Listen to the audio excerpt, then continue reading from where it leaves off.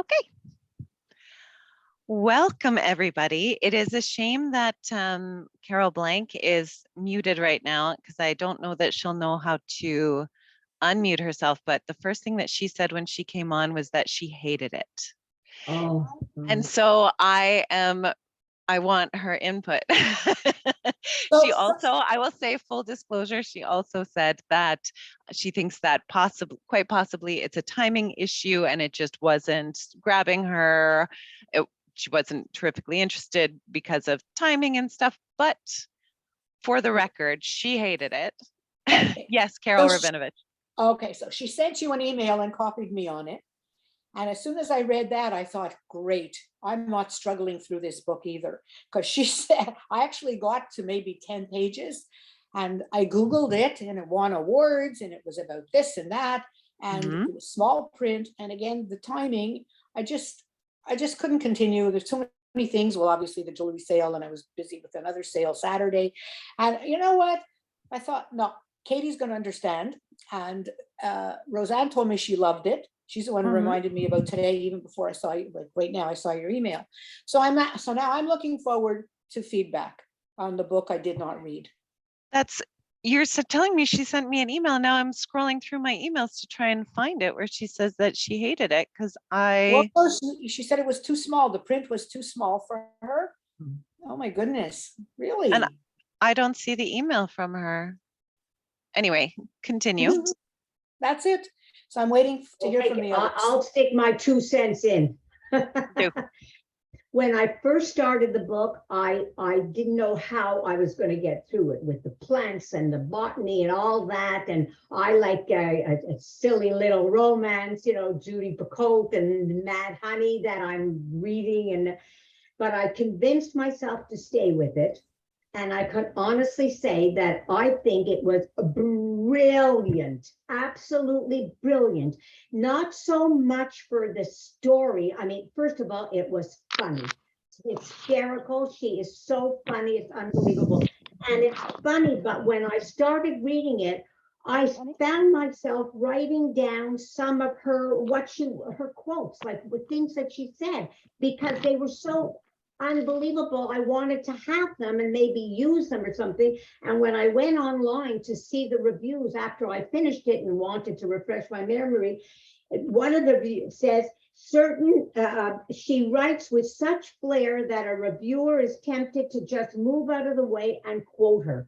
That's exactly what I did. I had pages, I put it on, I wrote it out on the computer. I had quotes all over the place, underlined, which I erased because it's not my book. I think I have to give it back. So, and I just found it brilliant about learning about plants and how she felt plants were better than people sometimes and behaved like people. They were unbelievable. And then her friend Bill and what he was like. And when she gave birth, that was absolutely hysterical. One of the quotes I remember, she said, all the machines around my bed that I was hooked up to were hovered over to me. Can't wait to see what's going to happen. Like, I mean, it was hysterical. I just thought it was brilliant. I thought it was hysterical. Do you want to sit down and read it and enjoy a book for 5 hours and finish it? No, it's not that kind of a book. You just have to enjoy it and take it for what it was. And I thought it was brilliantly written. That's how I feel. I didn't love everything. Some things were boring about the plants, whatever, but everything else she did and what she did with everything to me was brilliant. The quotes, the things she said, and it was funny, really, really funny. That's how I feel. Thank you, Rona. Now you've got me interested in trying to read it again. I really think if you just look at it and appreciate it for what it is and how she writes, you will be amazed. I understand how you felt, but oh my God. Okay, I'll see if there's an audio book. That's good. Okay, also, all right, here. I don't know if you can see what I've got here. Roseanne's showing us all of her plants. Plants. Okay. All right, that's only one part. We have our living room is covered too, because I feel I am a plant person and I love the book.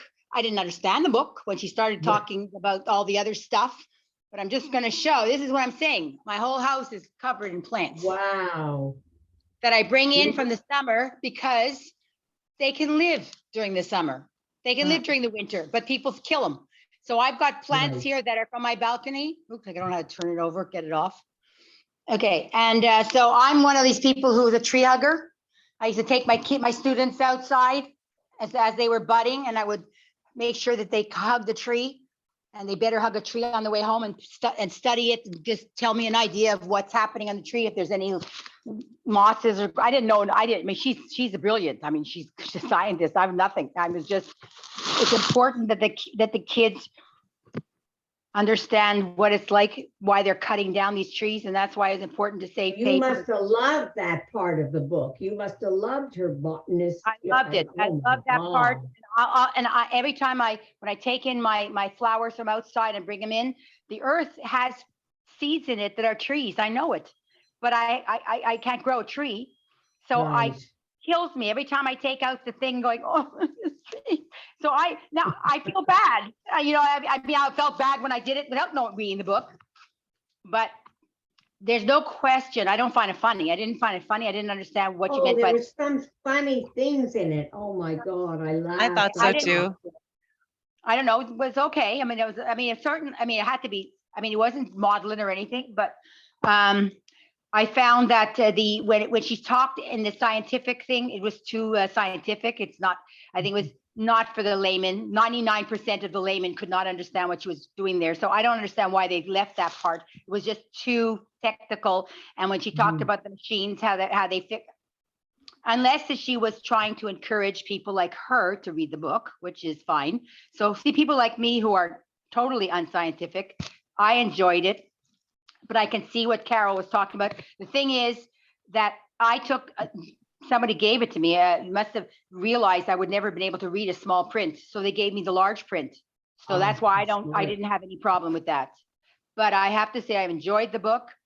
It was very different than anything I'd ever read before. I realized that it was a real story, that it was really her, that she was the person, that she wasn't talking in the third person, that there are people like her. And Bill, she's obviously mentally not well, but that was nice too. That was very sad that they addressed that she's bipolar or manic depressive, whatever you want to call it. And I thought that was great. I mean, she didn't make, she never mentioned her parents ever again. Bill's parents, we know he was very close to, and even though he was different, but you never hear her parents, like you never hear if they live, they lie, they live, they lie. She never visited them. I found that weird. That she had a weird relationship with them anyway. But she had a relationship with them, but just it was very Nordic. I mean, I guess so. Her mother. Yeah, I didn't read any of the write-ups or anything, but I can see why somebody at the beginning would like, what am I reading this book? It just happened because of me, the way I feel about plants. The way I feel about killing, I mean, I will try my best. A lot of these plants aren't going to make it, but I try. At least they're getting another month of sun, and they're blooming like crazy. And these are plants from outside.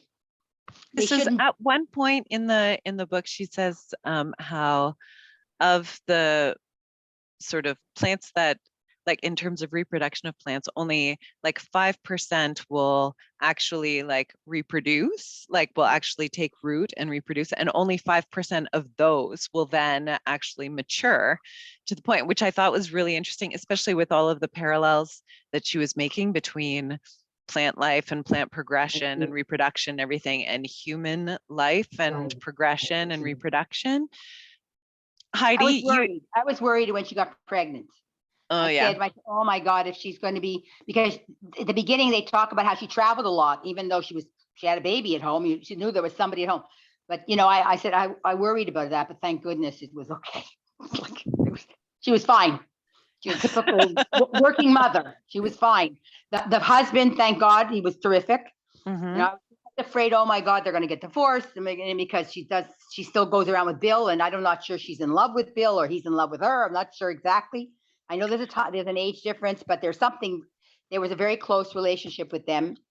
I think there probably still is. I think it's what it Yeah. is. It's like meeting someone and recognizing them and knowing that you're like she said early on, she's like, we were family. Like she's That's just right. like at one point she refers to him as her, at least at one point, As a I think at brother, several brother. points, as her brother. She's like basically, and then just like that they go together to every different place. She talks in one interview, she said that actually she didn't consider herself really the main character of the story.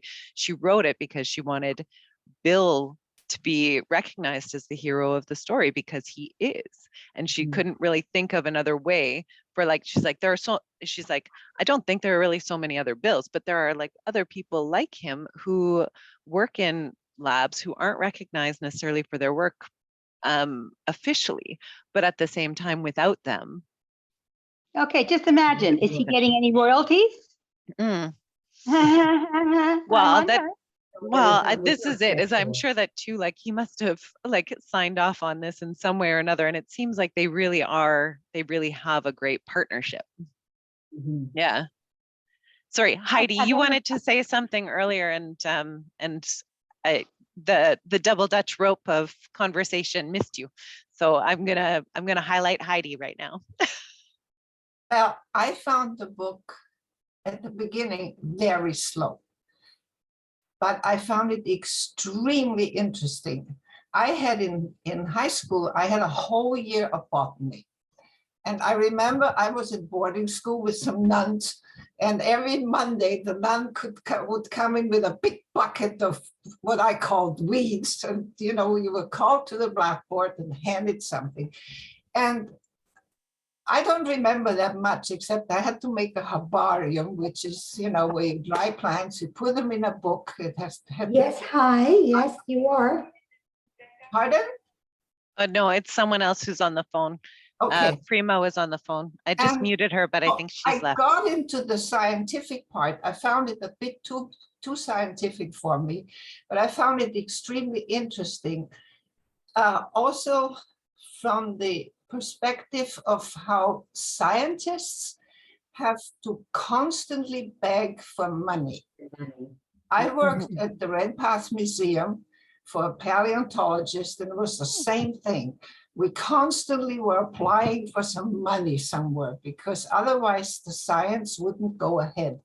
And all these things for me were very interesting. I would have liked to get a little bit more personal views in there with her relationships with Bill. I was always waiting for her and Bill to get together somehow, because I always had the feeling the poor guy was sort of in the relationship bit left out. But I think it was because they were these sort of a little bit maybe manic depressive people, and they couldn't make it together. I don't know. The other thing I found very interesting is the relationship, you know, at the beginning with her parents, particularly her father, because when I first came from Europe, I lived in North Dakota for 2 years, and they were all Norwegians there. And they were all exactly like this father. And I do understand that the relationships would be very, very, not difficult for them, but difficult for others to understand, because they are just very quiet people. They don't talk. But I don't know if I really liked the book. I had a hard time reading it because I think it was just too scientific for me. But the insight in how plants work and how they produce and how we really have to take care of, especially the trees, was really, really a revelation for me. It was a good book. It wasn't sort of mind-boggling, I found. It wasn't very dramatic, and it took me a long time to get through it, but it was very interesting. And I must say, at the end, I really enjoyed it. At the beginning, I wasn't so sure. Do I really like to finish this? I had already 3 books the last couple of months that I never finished. I sort of left them halfway through. I thought, well, this one you have to go through, and it was worth it. It was really worth it. Katie, why Yes. did she write this book? Did she write it to talk about the plants, to be scientific? Did she write it to talk about mental illness? Did she write it to talk about men and women can be friends without having a sexual relationship, AKA Bill? Did she write it about marriage? Did she write it about childbirth? Because she had a huge chapter on childbirth and she inserted a lot of humor into that, I found. What was the purpose of her writing this book? I will say yes to your question. I read one of the interviews that I read with her. She said that she actually had initially started, like she'd gotten to this point in her career where she was meant to be writing a textbook. So she started writing a textbook, but writing a textbook and writing scientific writing is very different from this kind of writing, right? So that is all written in the third person, and it's not so concerned about like the hows, about how things come about, or the contextualization of the experience. It's more about the results, and this happened and this followed and this happened, and it's written much more objectively. And she felt that to tell the story, and also to tell the story from a lot of different ways, like from her perspective. I have a quote here that I'm just going to refer to. Because at one point she says in an interview that she finds it, I'll start by saying that she said she started off writing this text as a textbook, and then she realized that she kept wanting to write this book more, like this book. And then it got to the point where she allowed herself to write the book that she wanted to write.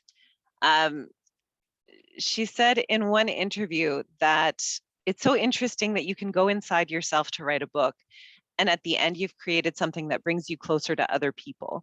So that's the thing about really making an effort to be honest and open and show your true imperfect self in writing. If you somehow dig deep enough to get at what your unique individual story is, people sometimes read it and say, oh, I know how that feels. And it's this interesting sort of process, this dichotomy, right, of being like, I'm writing something very personal, but it's something that resonates with other people, that then brings people closer together, even though it started off as more of an individual sort of effort. It seems through the interviews that I have read, so you brought up a lot of different points, Rona. And then, yes, she did write it to talk about her experience as a woman in science. Like she says early on that she didn't really have any role models that she, like woman role models. She knew she would have to sort of build her place in the scientific community. She knew that she was never going to be one of those professors walking around in tweed coats with a pipe. And so she had a lot of different, and she had the example of her mother as well.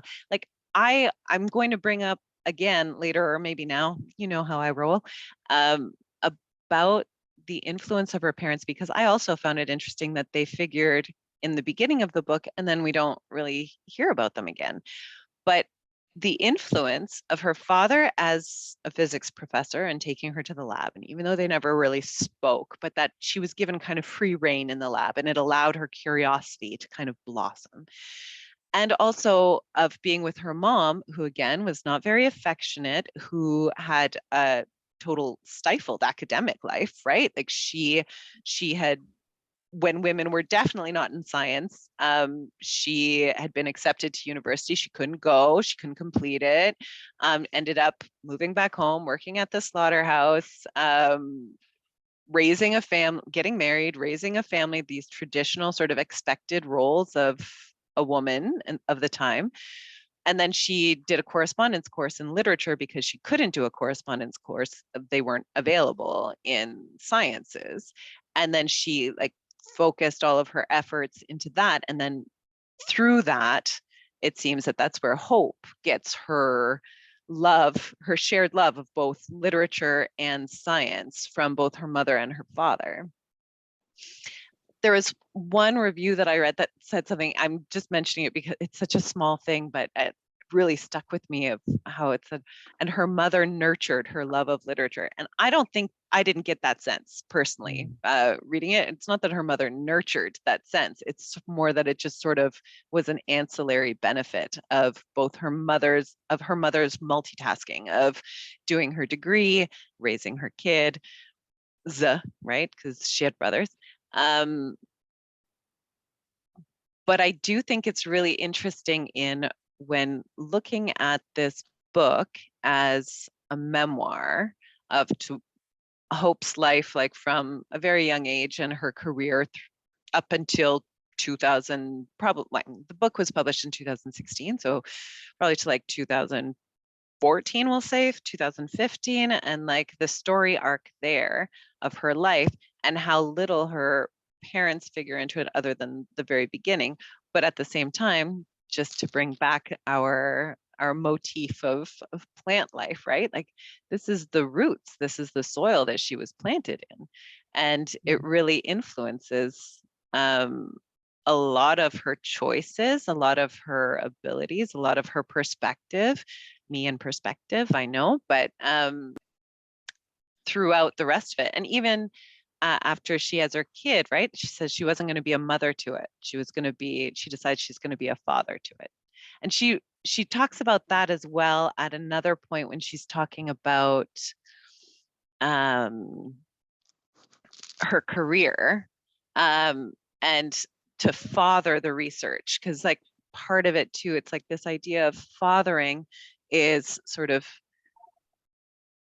less nurture and more sort of encouraging and then stepping away and letting it sort of like not being quite as I think perpetually present as motherhood sort of. And again, I use quotes because like as this idea, this concept of what mothering is.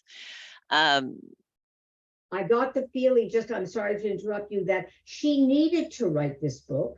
She didn't realize she needed to write it. And after she wrote it and read it, she probably was shocked at what she wrote. I think it really was like almost like catharsis for her with her relationship with her mother, who wasn't that nurturing, and with everything. Like that's how I feel she sort of cleansed herself with this book about herself type of And thing. I find interesting that, yes, she probably wanted to sit down and write a textbook, but she also wanted people like me or like you, somebody else, who realized how much a tree lives and how you can't be personal in a textbook. You can't write you can't write but she could feel, she wanted people to feel what she feels when she looks at a tree. She can't do it and write it down and make it by fact, but you don't feel it. And I felt like she felt. I felt good that I'm not crazy. When I talk to my plants and I say, okay, I got to cut you now, and she made the plants live as they are living, but they have when you kill a plant, you're killing a plant. Like you, well, that they have a history.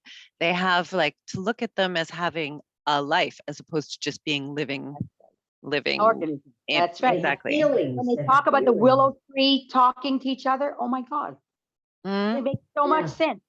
It makes a lot of sense when she talks about how a tree that could be 2 miles away, but it's the same tree. With the willows, yeah. I mean, yeesh. I mean, I'm sitting there going, true, It's like, so but this is. Sorry, go ahead.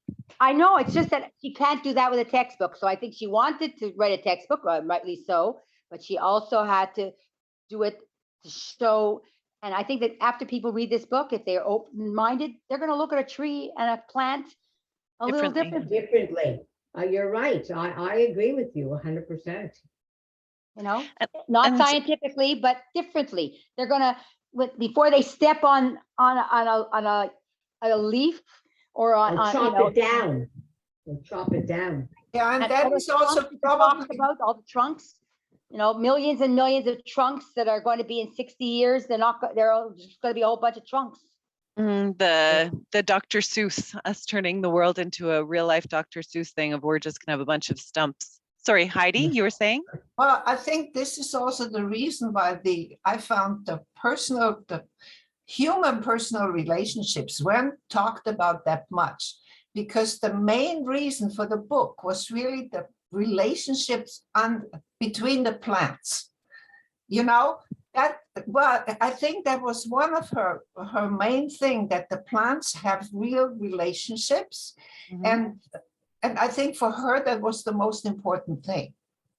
Mhm. You know, I what, think too, like part of it was like wanting to like really transmit her passion for yeah, plants, which again, I don't think would be really possible in a textbook sort of situation. right. Like her perspective, of course, is informed by her experience and by her manic depressive disorder, right? Like her, we said manic depressive, bipolar, I'll use those terms sort of interchangeably, but and also as her position of a woman in science, and as like she was kind of fighting against a lot of things that she didn't like. It doesn't come across really like she's fighting against it, but these, to my mind anyway, all of that influences her, the way that she presented her subject.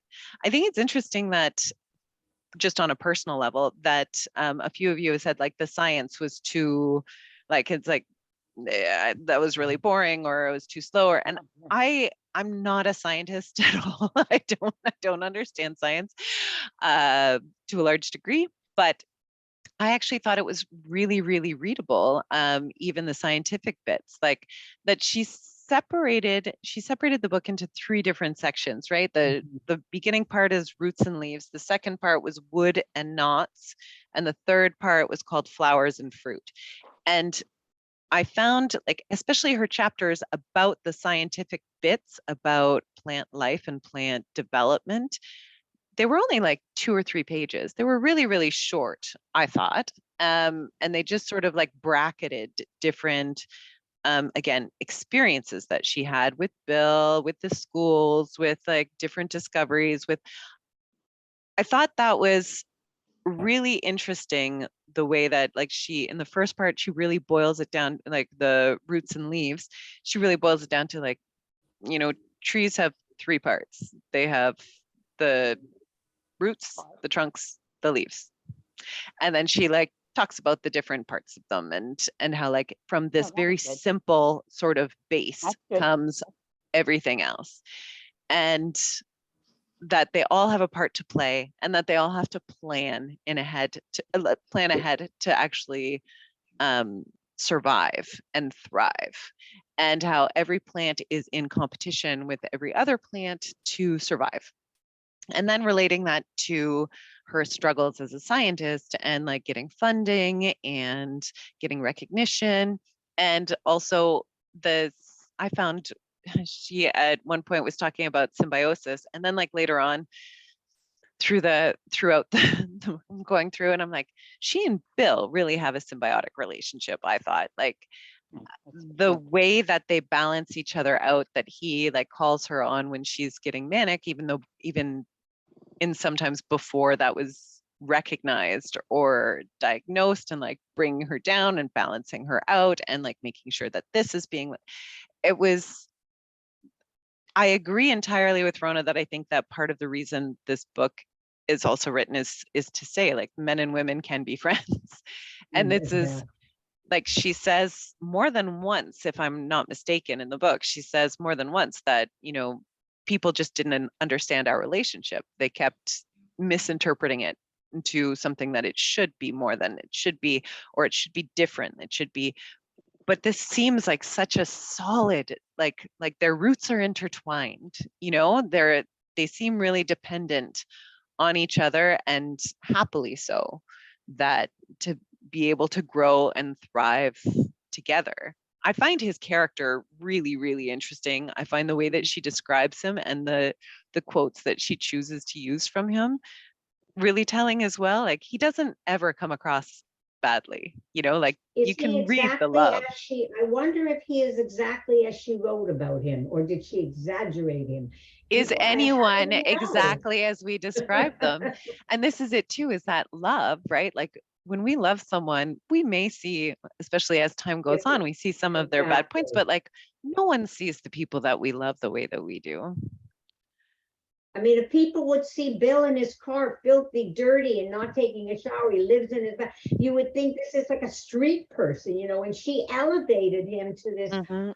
unbelievable, you know, which was he, you know, I mean, he was I brilliant mean, scientist, but, you know, he was a street person. oh, You know, he's an odd duck for sure, but also like, and I mean, like, think about it. She talks about his hand, right? Like he's missing. He had this hand injury, so yeah, he doesn't have. And even at the end of the book, we don't know how that happened. It's like no one right. will, like his parents In a probably know. lab, I think He it doesn't happened. remember. No, he doesn't remember it happening. It Oh, happened at I such a thought young maybe it age. happened. And he would cut his hair and put the hair in a tree, like, you know, like, I mean, he did I love real. that. I love that. I What a know, like weirdo. all these little things. That what a weirdo. And But to she me, never that said he was a weirdo. I know, but because she's a weirdo too, right? Yeah. Like they're like, this is again, it's this recognition of like this sameness. Like I think that they like kind of see each other clearly for who Because he they, could have had mental problems too, like not mad, but He he could did, have, he you know, did, he did, he did, he did. he did, exactly. You know, Sure. I mean, he wasn't your normal, you know, I mean, the two of them were perfect, you know, they made a great pair, yin and yang, you know, that but kind of this is thing. it too, is what is normal? Like, Hmm. you know, What like is I think that normal? a lot of people do a really good job of sort of hiding or like camouflaging their Judging. odd peccadillos, their sort of weirdnesses to be able to operate normally in society. But I mean, You like, know, we're all of us kind of weirdos. I work with Down syndrome adults. I work with them. And someone once said to me, who says that they don't do it right? Because Down syndrome, there's no guile. There's no guile. And they Mhm. love It's you. all real. There's Love no Initially, they fakeness. don't care whether you have a one eye, six eyes, or two legs, or one leg. And so, who says that they're not normal? But Yeah, we're judging people. That's exactly it. we're not normal because we judge, we look at the people. But it's interesting. I never really thought of it till someone said that to me. You know, just listen. I mean, you see that there's no guile. Mhm. There's nothing. So it's just that we learn guile. They're this is it. We learn how to survive. And I think that in her case, I like when you said about when she talked about trees and she talked about the roots and everything, it was like a teacher. And I that was very simplistic. Many of it was simplistic and very interesting. It's when she talked about more of the Mass spectrometers and stuff. yeah, and fixing it, and that was a problem. But you know what she didn't mention when she said, "I love knots. I always look for knots. I love knots. I think that what," but she never mentioned the word knot, But except in she the does title. talk about it. She talks about Never, in one of her scientific sections, she talks about the number of branches that a tree loses. And so then, and I can't remember the name of what it is. So I'm gonna layperson this out, but it's at like, and then something like the line grows over it and it grows over it and it gets thicker and thicker. And so this is one of the things that when you cut a tree down and you can see the rings, that sometimes you'll see where a branch has fallen off or been removed because the ring is thicker on one side than on another because she doesn't mention the word knot. whatever the word is for the thickening side, like kind of like the bark, like the way that grows, it has to compensate on the side of the missing limb. Yeah, but I'd like to know what is a knot. I don't know how a knot comes out. How does a knot come out? And she uses it in the title of the chapter, but never Mhm. uses never. I think they by accident. I think they left that part. You know, they edited it out because there isn't a never. She never talks about how a knot comes to be a knot. Well, I will tell you that after Rona finished reading it, she wrote me an email, which I never responded to. And I never responded to it, Rona, because I know that if I start to get into this discussion before the book club, Right, then I will end up understand, of course. sort of. I don't, yeah, I agree. So it wasn't because I didn't read it. But one of the things that you said, Rona, was that you thought this book was worth a reread for you. For me Yeah, too. oh, yeah. And that's You have to read it more than once. I definitely like I could I didn't notice the lack of the word not, but with the I mean with the title of would and nots, then that's just sort of where my brain went, was when she was talking about, I want to say, call it phyllium, but it's not phyllium. I don't know what it's called with the growth of the tree. And so I'm sure that my brain just substituted the word in. Here she says, trees have feelings for each other, not us. A seed knows how to wait and trees can think. I mean, that's amazing to, really, that is, I just found the thing she said was like, and when I say funny, she was talking about Karen was an underground lab assistant, internship to veterinary school, working at a zoo with monkeys, applying an anti-inflammatory cream to their genitalia, lining up and standing at attention first thing in the morning. Like, I'm glad she's how does she go from loving a tree to that humor? Like it was, to me, it was brilliant. She couldn't believe what that person. I've had a student teacher like that. How did she ever get into teaching? I mean, but wasn't that something? I mean, you wouldn't think that the same words came out. Those words came out of that writer. Like, yeah. And there's also like the moments in terms of funny, like when they go to the monkey jungle on one of the first sort of forays with the students, and Bill finds himself staring at one monkey and the monkey staring back at him, and it's like looking in a mirror, like yeah. It was, and the dry humor loud at some of them. I thought they were very clever. It could have been written by a witty humorist, not a scientist.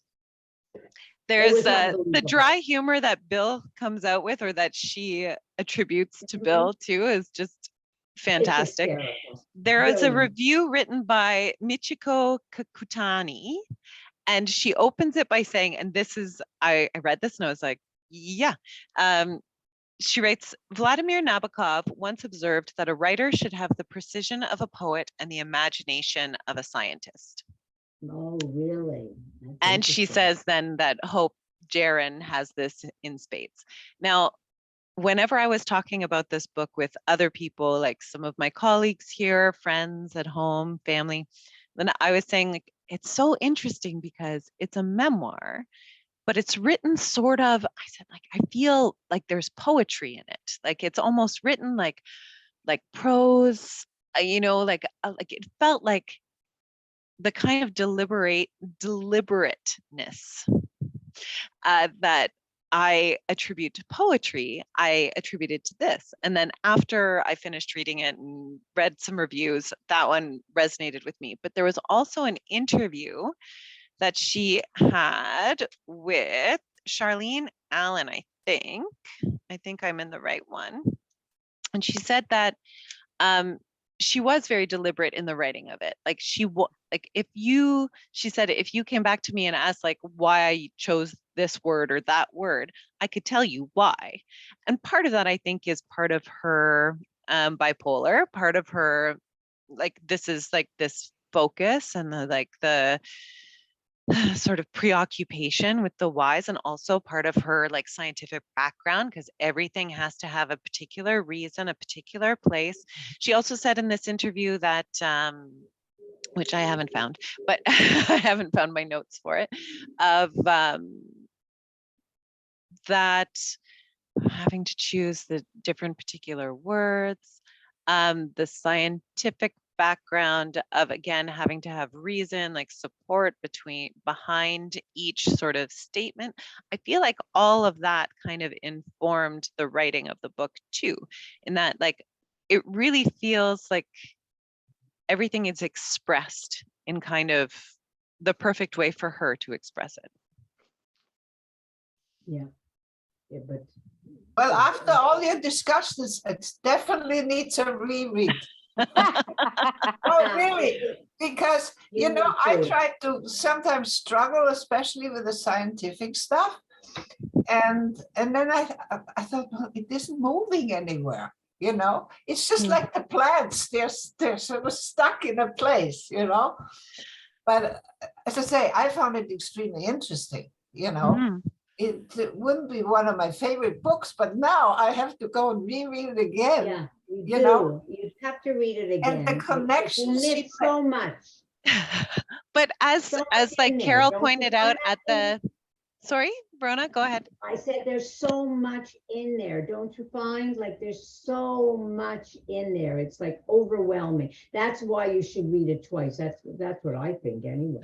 Well, and also, I mean, I think it's interesting too, Heidi, that you're talking, you feel like there wasn't enough about sort of the relationships in the book, which I don't think you're wrong. But it's not something that I took away from my first reading of it, of that I felt like her relationships were like, even though the sort of the main focus of the story seemed to be on her work and on her development and on her sort of also story on arc here. Bill. It was on Bill. It Yeah. was the relationship on Bill. They were very explicit, you know, how he operated, but her relationships were really, there wasn't that much. With her parents, with her husband, you heard nothing of him eventually, very little. But this is it too, right? Like this is what I meant to say earlier and got sidetracked, was that like her parents only are specifically spoken about at the beginning of the book, but at the same time they inform her perspective on parenting later on too, in that she's like, she never wants her son to feel unloved. She never wants him to feel alone. And then still further is that I believe that it's at the end of the book where she says, I can't say I love you, but I can show people that I love them. And they understand that. And being able also to recognize that about yourself, and then to have that transmitted to your community, the people who are around you. Like, I think that also, you know, a lot of this is, someone said earlier, I think it was Roseanne maybe, about, or maybe it was Rona, about like the unpacking, like that she needed to write it. It was like cathartic, this sort of process. Rona, it was you. And I think that's true. I think that's true whenever any of us tell a story of our own. Like sometimes getting it out, even verbally, allows you the benefit of some perspective. And that she has been very meticulous, it seems, in cataloging, in keeping track of like so much of her life, right? Like the manic, she doesn't talk about being manic. She talks about her first manic episode, like I think it's at almost like the exact midway point of the book. But there are indications of that beforehand. And then like after she recognizes what it is, even still, she says like, but that doesn't have, like, that's still a few years down the road before we really recognize what it is, and how lucky that I am to have just happened to be at one of the top hospitals and have someone recognize what it was. Because otherwise it was just like, oh, you're overworked. Oh, you need to sleep more. Oh, you need to, and it wasn't being seen for what it was. And in, again, another parallel, that's kind of what she does with plants. She sees them for what they are. And she says something at one point too about experiments and how scientific experiments, and how one of the misunderstood things about scientific experiments from scientists as well is that it's not about having the experiment come out the way that you want it to. It's about actually seeing what's happening. And when it doesn't turn out the way you want it to, that is a huge benefit as well. Actually more of a benefit, because then it's not predictive. It gives you, again, more questions to ask, more things to look into, more avenues to go down. Well, yeah, I think scientists basically have to have, like a lot of professions, have to have certain personalities. And when I worked at the Redpath Museum with a paleontologist, actually, he was very close to the way she was, you know. He was just, his life was what he was doing in a way, you know. And I think, you know, I mean, I've also known the medical profession quite a bit, and there, you know, every sort of medical profession has a certain type of personality that gets attracted to this particularly part of medicine. And it's scientists, they are just a different breed. They really are, in a way. Well, it's an interesting too, right? Because in a way, I would also put artists in the same category. Artists and scientists, like there are going to be jobbers in every sort of discipline, I think. Writers. Yeah. They have to self-motivate. The writers, musicians, all these. I mean, to me, I don't understand why are a lot of musicians on drugs? I would imagine that might be a reason. I mean, obviously, it's such a stressful. I don't know what it is, but whatever. And even doctors, they're on drugs too, and nurses. This is what happens. I mean, if you have a certain type of personality, I think that it could be very difficult to be. Well, there's you are. Also the passion behind these things, right? Not everyone is passionate about their job or their work or whatever it is they're doing. She clearly is very passionate to the like, so that's the top priority, and everything else sort of like comes secondary or alongside. And I think that of artists, and I would include writers in there too, is just like, again, this need to create in the same way that scientists, I think, have like a need to know.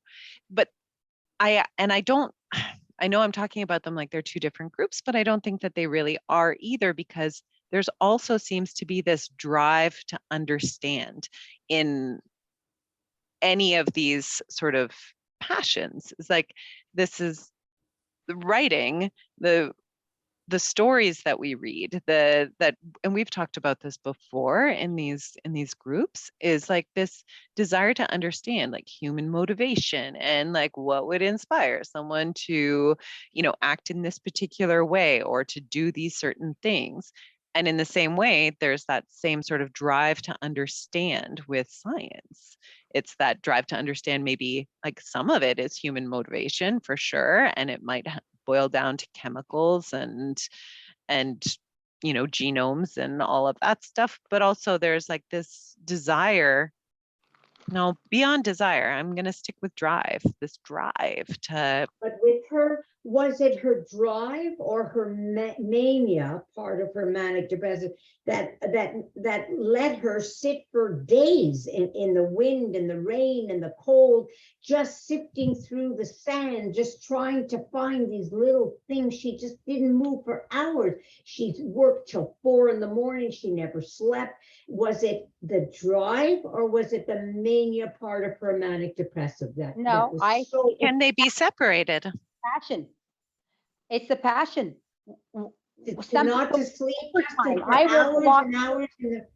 In my profession, I worked till 3. I mean, I worked only till 3:30, but I would sit till 7, 8 o'clock on certain days because I had a passion. Nobody looked at me and I said, I think some people looked at me like I was crazy. You don't get paid for this. What are you doing? But I had a passion, and I would bring the whole stuff home too because I loved it. And so it's not manic depressive. Although you could, I mean, if she was the mania part of the, they don't talk about her getting sick, so she was dressed for it. It's not like she went out without a coat on. That would be, they went prepared. They went out there and they did. And this is part of their job. This is the backbreaking work, and because she'd studied in Ireland, remember that they taught in the bog. She was fascinated. But her and Bill took it to a different level than the other people in the dig. They were all sleeping, and Bill and her were up all night, all day in the rain and this. Yeah, but she had a passion. What I'm saying. But there was a passion. Okay. It's a passion. Some people do it. It's a job. Some doctors leave work and don't take anything with them. Some doctors get depressed and take everything you tell them to heart, and this is what happens. Yeah, I think with Hope Jahren anyway, I think it's hard to sort of untangle because I mean, just because of this is it. This is her perspective. This is her unique perspective. She happens to be manic depressive. She happens to also be very passionate about her work. She also happens to, so like all of these little things that get intertwined, and I think it's hard to pick out one thread from the other. but also like, again, we have Bill who shares this passion. And like, even when he was first introduced digging holes, do you guys remember this part of the story? So she first meets him on this one, like this soil science class that she's TAing or assistant professor for. And she notices he's always away from the group, and he's very meticulous about all the holes that he digs and he fills them back up, and also about all of his write-ups. And it's that, like, again, there's this driving interest, this like, I mean, PhDs aren't really for the weak. Like, there's got to be there's a lot of self-motivation that is necessary to get it done. And also it's this interest that just keeps, I'm using it again, driving them forward. Just like it's propelling them forward, because this is something that, like, even if they weren't getting paid for it, as evidenced by Bill, right? She talks about the funding, and I think she's like, if I get this X amount of funding, then I can only, like, the most I can give to Bill is like $25,000 a year. $25,000 a year. And he's like, but he's just like, yep, I like, it's what I love. Like, you know, that he'd be doing that if he weren't getting paid, you know, like, if this is that need to know that, and that. Oh, like, he doesn't do it for the pay. No, clearly. I mean, these people do it for themselves. I have a son who's an artist. He does modern art. A lot of, you know, stuff that I don't understand what he's doing. I mean, really, okay, you know, but he's so passionate about it. And even if he gets no money in at all, well, that's fine. He'll still go on doing it, you know. And he has a wife, actually, and they both work together, and they are just so passionate about it. Nothing else matters except, well, we have to create this thing. Yeah. That's it. I was having a similar conversation actually this past weekend with some friends about art, and about, again, this sort of need to create. I have one friend who's a writer. His job is a teacher. And I have another friend who is a visual artist whose paid job is in health food. But they, each of them, like, every spare moment that they have, they're creating. And again, it's this drive to create. So they had been recently in conversations with other artist friends who they sort of looked down on their sort of artistry because they had paying jobs. And it's like, but it's like this idea that you have to be starving to be an artist, or you have to be poor to be an artist. But I think that what the, again, root being an artist is this drive to create, this need to make things, to which I'm sure Roseanne and Carol can attest to as well. Like, you guys are always doing. It's amazing. What do you think I'm doing now? I know. I see what you're doing. You can? That's very pretty, by the way. I'm just sitting here because I have a show coming up. So, but you're Katie, right. can I ask you something? Why did you choose this book for us for a book club? Did you, why? What was your reasoning? I mean, you had to have known that, you know, it was like out of our comfort zone. And did you think it was because there were so many things to look at and discuss? Why did you choose this? Well, and I'm glad you did, but I'm just like to know why. Well, I think you did it brilliantly. That's you're giving me too much credit, which I'll take. Don't get me wrong, I'll take. But now, I didn't actually choose this book. You guys chose this book. I gave you all a selection of nonfiction books. But you said this is the book we're going to do, and that I think I said that, it was because I had the most responses for this book. The reason why I had chosen these several nonfiction books to choose from was, yes, to get us out of our comfort zone, because we do that. And like, all of us, everyone, you know, we read the things that we're most, that sort of attract us the most, that resonate most with us, right? And I thought that these different books would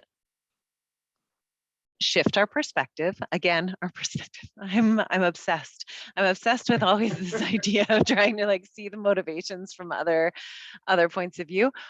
And also because, and it's funny because I picked it, I had all this group as nonfiction books, thinking, oh, none of us, aside from Heidi, really, Heidi, you read nonfiction more regularly, but the rest of us, I feel like we tend to lean towards fiction. And then at our last meeting, which was a Read What You Want Club, so much of it was nonfiction. We were all reading, we had all been reading nonfiction books as well. And it's just another way of looking at the world, is what I think. I mean, I'm really happy that you all chose this book, that this was a book that then I got to read, because all of the books that I had offered as a selection or as selections were books that I had read reviews about. And I think I've said before, when I give you guys a choice of books to read, they're books that are somewhere on my to-read list. My to-read list is, I think it could make it to Mars, like if we just put them on a list. And then there's always some other book, or I like to reread books. So then I reread something because I'm like, I want to go back into that world. So I was really happy to read it. And this is a conversation that we've had before too, which is that sometimes being like, I don't think reading should be a chore. But having said that, I would say that I have derived a lot of benefit from reading a lot of books that I would not normally have just picked up. Do you know what I mean by that? Mhm. So that's like, whether it's that someone has recommended a title that was not on my to read list, but it's like, okay, yeah, we'll discuss this at some point. I'm like, oh, okay. So I read it and I might have to plow through it. And even if I have hated it, which has happened very rarely, very rarely. And I also admit to giving up before finishing it, because if I really hate a book, then that's what I learned from it, is just like, this is not for me. What makes But you hate a book? What makes you hate a book? misogyny. That's what ends up coming across. Like, there have been a few books that have been really highly recommended, that the ones that I haven't been able to get past are the ones that don't recognize, it doesn't seem anyway that they recognize that they're like just so slanted in one direction that I have trouble enjoying it, because I feel like I'm being like just poked like a bear in the zoo the whole time. Yeah. So there was, two books come readily to mind. I'm not going to name the titles because they're books that other people I know have really enjoyed. And I have been told before that I have ruined them for other people by talking about the things that I didn't like about them. And I don't want to ruin any books for anyone. I think that a lot of it, again, conversations that I used to have when I worked in the family section of the library, it'll make sense in a moment. I would have these conversations with parents about the books that their kids were reading, and how, like, oh, I think maybe this subject matter is too much for them, or I think that this like this element of this storyline is inappropriate, and something that I found true with younger readers, but I also find true with myself and other adults that I speak to, is that we absorb the things that we're ready to absorb from the things that we read, from the movies that we see, from the news articles that we read, all this stuff. Some of it might be things that we are going to learn from, and we'll say, oh, I don't know anything about that, and we look into it further. But other things, they're like, we take what we can from different books. And this is another reason why I like rereading books, because I find I constantly get new things from the books that I reread, or different things. And part of that is, I think, again, coming back to timing, is that's, oh, now I am ready to understand, or to try to understand this element a little bit more. Whereas previously I might have a knee-jerk reaction, or maybe I have a knee-jerk reaction afterwards, like I said, with certain writing that I find kind of misogynistic, is that, like, to me, it's like it's a knee jerk reaction, instead of being like, okay, well, let's unpack this. When I was in school, if I were writing a paper on it, I would happily unpack it like till the cows came home, but I don't really have to do that now. So that's my desire to understand versus my desire to give myself pleasure through reading has to balance itself out. And with the Lab Girl, so one of the reasons I'll say that I'm really glad that we picked it is I like the scientific element. I've always been really interested in science. My brother is a chemist, and recently I was speaking with, I guess he's a second cousin of mine, or else a second cousin once removed, something. Anyway, another family member who's finishing up his degree in physics. And again, the passion with which they speak about like mass spectrometers. It's like I find it fascinating. And, but and I don't get it. And it's a scale. Like that's what I'm saying. She remember she compared the spectrometer to a scale. Weigh yourself out. I'm trying to figure out. Really, I don't even know. I mean, I didn't even bother looking it up, but I knew it. How could it be? But it's because of the way that it measures things, right? Right. Of course. But also, I'm curious if you guys feel like you've had similar conversations. Like my partner is a carpenter, and I have been witness to many conversations of him talking to someone else about building things and it's like I'm listening to another language. I find it really fascinating. I've only recently gotten into plants, like in the last couple of years, and not to the point of understanding them, but at least to the point of wanting them to live and feeling bad when I kill them. and so, but this is it too, is that when I hear other people talk about different plants and the ways that they support them and nurture them, I find it just absolutely fascinating. Anyone who has a passion for something that I don't understand, when they talk about it, it's kind of like with this book, where the things that I don't understand sort of glosses over. Like I read it and it's like, and then I continue on till there's something that I can understand more. And in same way in conversations, sometimes where someone's talking about, what's another good example? What have people talked about that I don't understand anything about? Most things. A whole bunch of lawyers together, a whole bunch of doctors together. Yeah. You know, space nobody travel. wants to be around these people if you don't understand what they're talking about, because you're right. But at the same time, if you look at it like a performance, like look at it like it's almost like a play, then it's also really interesting just because there's so much feeling in these discussions about things that are can be just like super practical, super anything else, but it's just like the involvement, the physical and emotional and intellectual involvement in all of this is just really cool. Okay, as a teacher, every time a student teacher came, there was only one thing they had to answer a question for me. Otherwise, I didn't care. What is your passion? And when you had a kid who said to you, it's a problem.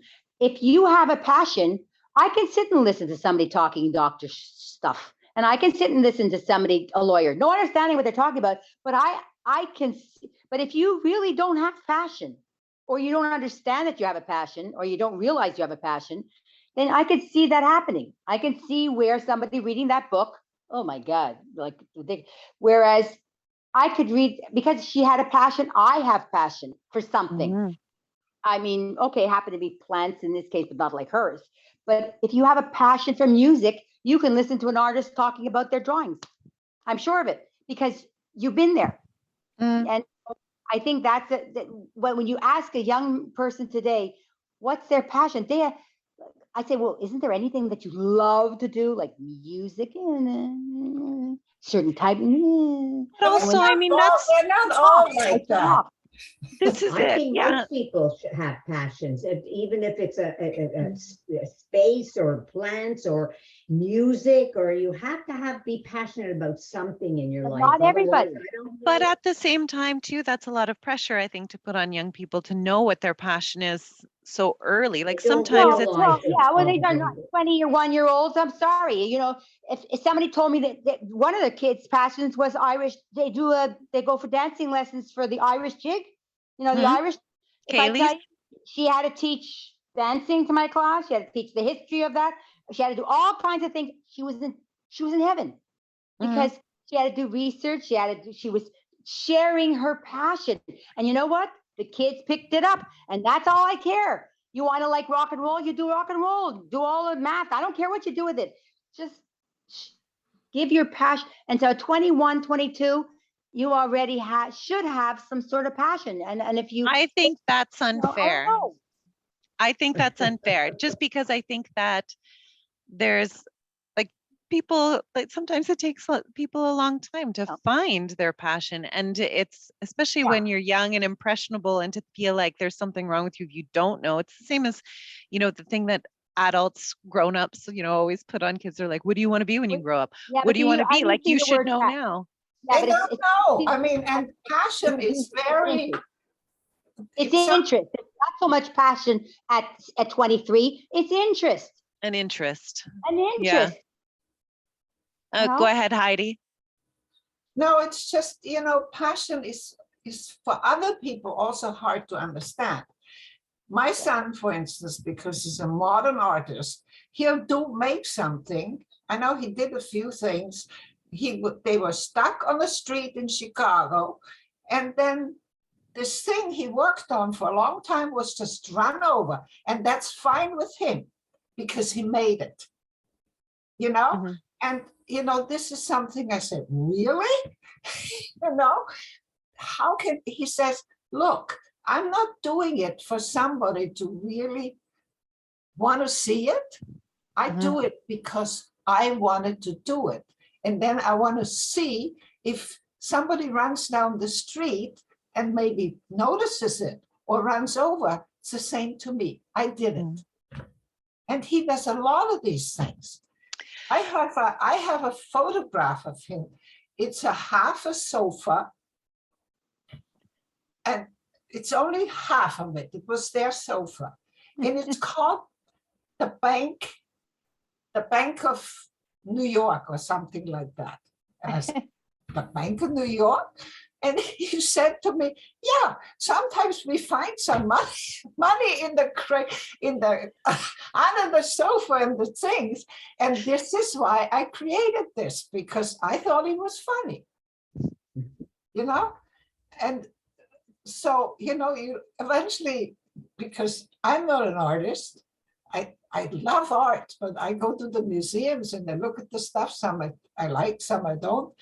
But his art, sometimes I don't understand. But I think that's an interesting example. And then to bring it back to what Roseanne was saying too about passion, if we look at passion as an interest, and also like without the expectation of someone else appreciating it or understanding it. Now, I think that's a hard thing, especially for young people, because what if your passion is something like Kaylee's, like Irish dancing, and then it's belittled by your peers? That can affect you, right? Or if your passion is something like baking, or if it's jewelry making, or if it's something that's considered unimportant to other segments of society, or teaching, right? Like, how often do we end up hearing this argument? It's like, oh, well, teachers, like, they should be, like, there was all this stuff in the news recently in Ontario about the teachers not being allowed to strike, and that the forcing men. Anyway, what does that say? So then it's about finding this balance between this passion that you have, this recognition that, like, and Hope Jahren, I'm not sure how to pronounce it, says in her book several times, like, America says that it values science, but they don't pay for it. They don't want to pay for it. How to, like, saying that, like, oh yes, this is a valid pursuit. Like, artists often confront this problem more, I think, in this idea of like, oh, well, that's not worth the time, or that's not worth the money, or that doesn't do what, X, Y, or Z. In the same way, Hope Jahren sees this problem in the sciences, and especially in like the curiosity part, is that like, oh, you're not making something from this research. You're not creating something from this research. other than knowledge, right? Like that's the unspoken thing, the knowledge, the understanding, and the questions that they provoke. So if your passion ends up being something like, say it's collecting old buttons, like pins from, like, and this is something that, or stamp collecting, right? Is that this appreciation of the fine art of the stamp and the ways that this particular kind of stamp was created, or all of this stuff, all of this knowledge, baseball cards, statistics, sports. Someone else might belittle that passion, and that could influence your perception of Right. what You're right. your worth is. But at the same time, I think it, like Roseanne was saying, and like Heidi's saying, I think too, is that the important thing is for you to have that and recognize that as part of who you are, as part of your identity, Right. and Yeah. that it doesn't matter if someone else doesn't like it. It Right. doesn't matter if someone else doesn't appreciate it. The Right. important thing is that you recognize that as being intrinsic to you. And that you did it. That's not a big thing. And That you that ran through do it. Hope's book too. It ran through her book too. There's Yeah. no question that, and she was passionate. She certainly has to know that. Many people aren't, but she just took the ball and ran with it. This was Yeah. passionate for her and Bill. And that was, they had that in common amongst Yeah. other things. Yeah. Definitely. Oh, guys, I love that we started off this book discussion with just like all of us Yeah. just jumping wholeheartedly into it. Where It did was a everybody good book go? for Where a did book Roseanne club. and Carol go? Where did they go? Are they still on? Yeah, the carols are still there. I think that there's Hey, I'm sorry, I'm here, but I'm multitasking. That's why I put myself off, but I hear everything and I'm here. Good. and that's Carol Blank is there too, but I think because she's on her phone, she doesn't entirely know how to unmute herself. She just waved. Yeah. Hello. Hi, Carol. And look, we're back to seeing only part of Carol's head, so we're back to normal. Mhm. Mhm. I gotta go because I have a friend here that is here from Washington, DC. Okay. I haven't seen her in 4 years. Oh, is she Did she avoiding the vote? vote? Did she vote? Did she vote? Did she vote? That's exactly. I have a hard Yeah. time, understanding you people. I'm getting a hearing aid. So I hope. I'm going to she get one vote? too. Yeah. No, I we just asked if she voted. Did she vote? That's why she avoiding the vote, or No, she wasn't. Yeah. She isn't there yet. She isn't there today. So she's very upset. She mailed it in. She Voting, mailed but, it in. she We are very, very depressed on what's going to happen. No, Well, go I enjoy want your to be- time with your friend Heidi. Thank you so much for coming and for your contributions. It was really good to hear. anyway, I one have day to I say- come and see you at the library. I saw you, I think, on Sunday. I went I was there. I was here on Sunday. I know you were in the library on Sunday, but you were busy because I wanted to talk to you, but you were busy. Oh, I'm sorry that I Yes, missed you. I took my friends into the library to show them, Anyway. Oh, I'm sorry that I was running around. We were Oh, a you're little not short running staffed. around. You were at the desk. Oh, well, I why think- didn't you? I think it was you. That's usually I- we can. I have a lot of issues, medical issues. Now I'm on one of these walker things. Okay. And as I say, and I need a hearing aid. And I can't cope really with getting old. But everybody tells me, Mom, you're an old lady now. So look, There's a whole new other discussion, that's for sure. no, when you It's hear a Carol. 29-year-old say she's really old. How old is she? And remember, that's a neighbor. How old is she? I think she's about 50. Yeah. I said, Michael, how much do you think I am? I don't know, 55. I said, Michael, I'm 75. What? You're 75? yeah, no, it's kind of tough to cope with it. I'm reading a book now. It's one of those nonfiction things. It's called Being Mortal. Okay. Oh. And it's very interesting how old people are treated. It's Oh. really, really good. I can recommend it. It's Carol, When do we Carol has figure two out books. we're old? When can we say we're old? That's the thing that's bothering people I know. Is 82 old? Yeah, which Carol? I realize now that I have to consign myself that I'm old. I'm 84 and things are breaking down all over the place. So I guess my daughter, who is a doctor, she said, well, Mom, you're old. Okay. Just wait until you get there. Carol has 2 books that she read about old people. Carol, are you there? Rabinovich? Yeah, must be. Yeah. Carol, She's wrote doing that- other things. She's Oh. turned her camera off and I'm she's, in the oh, room, there I'm in she the is. room. Okay, so But one what's the is name On of the books, Division. Carol? What's the name of the books? Well, I marked them down for you. On Division. Mhm. It's about a Hasidic woman who's 57 and becomes Anyway, pregnant. And Oh. she's ashamed to tell anybody. No, I'm not giving you away. I'm the story. sorry, everybody. There's a fire alarm going off now, so I have to let you go. Oh, Okay. God.